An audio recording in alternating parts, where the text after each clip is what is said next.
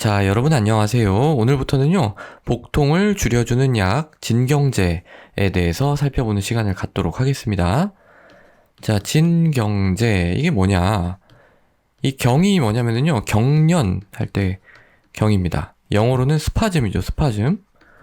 그러니까 우리 장이 이렇게 있으면요, 이 장벽에는 근육이 있어요, 근육. 이렇게. 근데 이 근육이, 막 그냥 수축을 하는 거예요. 미쳐가지고. 그러면 어떻게 되겠어요?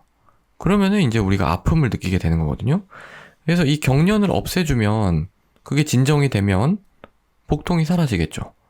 그래서 이제 그걸 우리가 진경제라고 얘기를 합니다. 자, 그러면은 이 세포들, 이 근육세포들이 왜 그렇게 경련을 일으키는 걸까? 그걸 생각해보면 답을 찾을 수 있겠죠. 이 세포들, 근육세포들. 얘가 왜 수축을 할까요? 그거는 우리 몸의 신경 중에서 부교감신경이라고 하는 그 신경이 활성화돼서 거기서 아세틸콜린이라고 하는 물질이 나오기 때문에 얘가 수축을 하는 겁니다. 이게 1번 기전이에요. 이게 1번 기전. 그러니까 우리가 왜 밥 먹고 나면 장이 움직여서 소화가 되잖아요? 근데 그 장이 움직이는 거는 좀 편안할 때, 이렇게 마음이 긴장돼 있고 이러면 잘 안 내려가요. 편안할 때 잘 장이 운동을 하고 내려갑니다. 근데 그게 이제 뭔가 과도하게 이 아세틸콜린에 의해서 자극을 받으면 얘가 막 수축을 하면서 오히려 아프게 될 수가 있는 거죠. 뭔가 잘못됐을 때. 그래서 이 진경제라고 하는 거는 가장 기본적인 진경제는 이 아세틸콜린을 차단하는 약제입니다. 그래서 우리가 이걸 뭐라고 하냐면 항콜린 약제라고 해요. 영어로는 안티콜리너직스 이렇게 부릅니다. 이걸 투여를 하면 어떻게 돼요? 이 아세틸콜린이 억제가 되겠죠. 그럼 근육세포 수축이 억제가 되겠죠? 그러면은 복통이 좀 진정이 되겠죠. 그런 원리입니다. 이게 큰 축이에요. 진경제의 큰 축 하나고요. 또 진경제 다른 큰 축은 뭐냐면 이 항콜린 약제가 아니고 이 근육세포 자체를 좀 풀어주는 약들이 있거든요. 근육세포 자체를 풀어주는 그런 약들이 있습니다. 그래서 이 대표적인 항콜린제는 뭐가 있냐면은 스코폴라민, 이건 이제 부스코판이라고 불리는 약이고요. 부스코판. 그래 상품명으로 말씀드릴게요. 그 다음에 알피움이라는 게 있어요. 알피움. 시메트로피움.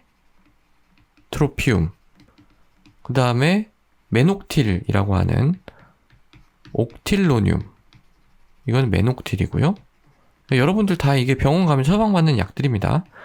트리메뷰틴. 요거는 이제 폴리부틴이라고 하는 약인데, 요런 약들이 크게 계열로 분리했을 때는 이 항콜린 계열에 들어가고요.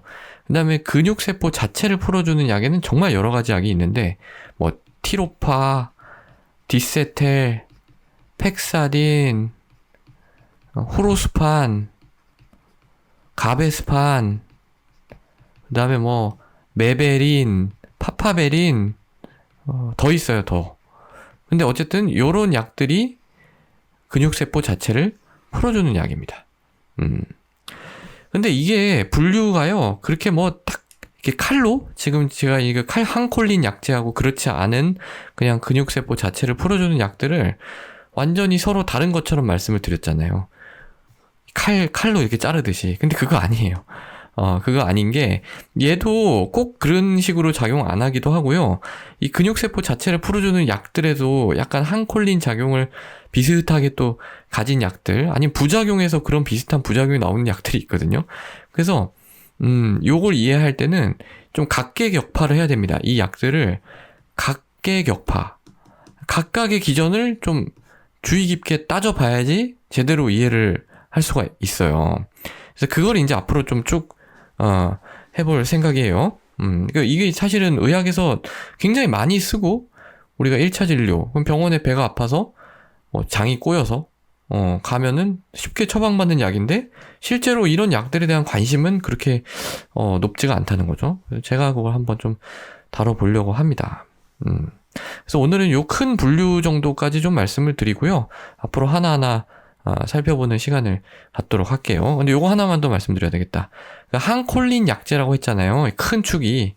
근데 요거는 이 부작용이 너무 유명해가지고요. 그거를 먼저 말씀을 드릴게요. 그러니까 이게 부교감 신경에서 아세틸콜린이 나와서 근육세포 수축하는 걸 억제해주는 약이라고 했잖아요.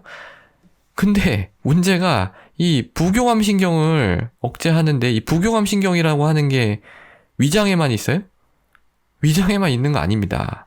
우리 몸 전체에 있는 거예요. 부교감 신경은 우리 몸 전체에 걸쳐서 있어요. 그러니까 이 항콜린 약제가 우리 몸 전체에 걸쳐서 작용을 하게 되면 그거에 관련된 부작용이 전신 부작용이 나올 수 있다는 거죠. 그래서 대표적인 게 이런 겁니다. 입이 마르고, 왜냐면은 그 침샘에서 침이 나오는 게 결국 부교감 신경이 작용해서 나오는 거거든요. 이거 사실 멤버십 영상에서 다 한 내용인데, 어쨌든 침샘에서의 어떤 침의 분비, 이것도 부교감 신경이라고요. 그러니까 그걸 억제하니까 입이 마르고요. 입이 마르면 이어서 이제 충치가 생기기가 쉽다고 했죠.